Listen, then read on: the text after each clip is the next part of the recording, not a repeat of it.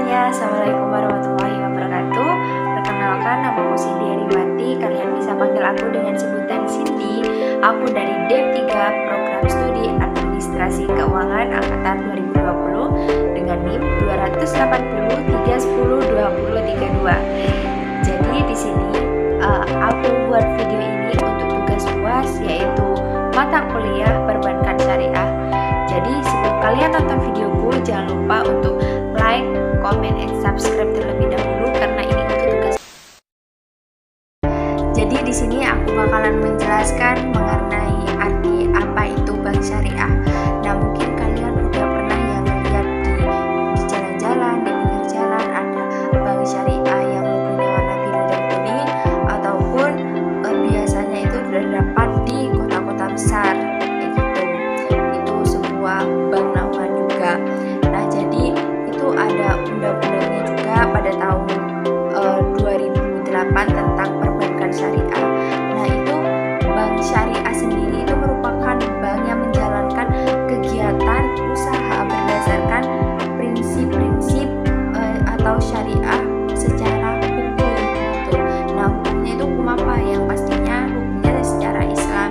Nah, nantinya dari bank syariah itu selain memiliki tujuan, juga memiliki visi misi dan prinsip yang sesuai dengan tatanan atau hukum syariat di dalam Islam.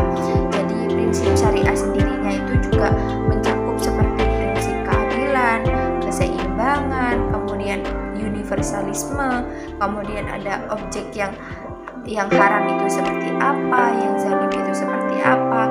Itu sudah ada fatwa, ada fatwa yang mengatur di dalam majelisnya. Nah, biasanya itu ada Majelis Ulama Indonesia.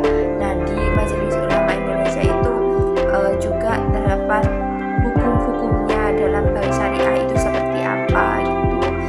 Nah, di bank syariah itu juga ada seperti hubungan sosial antar keterkaitan. Jadi juga diajarkan nasabah itu seharusnya yang seperti apa dan bagaimana. Jadi kayak gitu. Oke, selanjutnya di sini ada tentang contoh kasus. Tadi kan aku udah menjelaskan mengenai apa sih bank syariah itu. Nah, kalian kan pastinya pernah melihat bank syariah di pinggir-pinggir jalan, atau kalian bisa googling di Google apa sih bank syariah itu dan seperti apa sih gambaran bank syariah. Nah, bank syariah itu kan tadi seperti yang aku jelaskan, bank yang menjalankan sesuai dengan hukum syariat Islam. Kemudian di sini aku selanjutnya bakalan menjelaskan contoh kasus. Contoh kasusnya itu yang secara konkret nanti bakalan kita analisis bareng-bareng, oke? Nah, jadi langsung aja.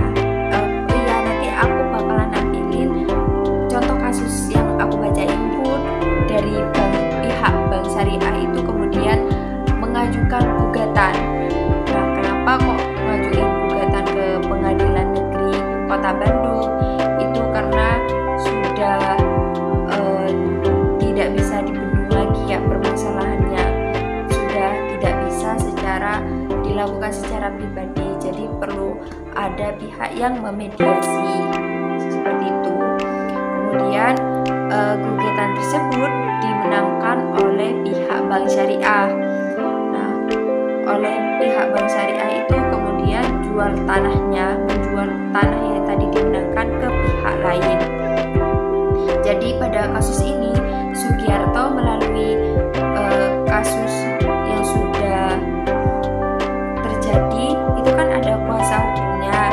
Jadi pihak tersebut akan mencabut putusan dari bank syariah.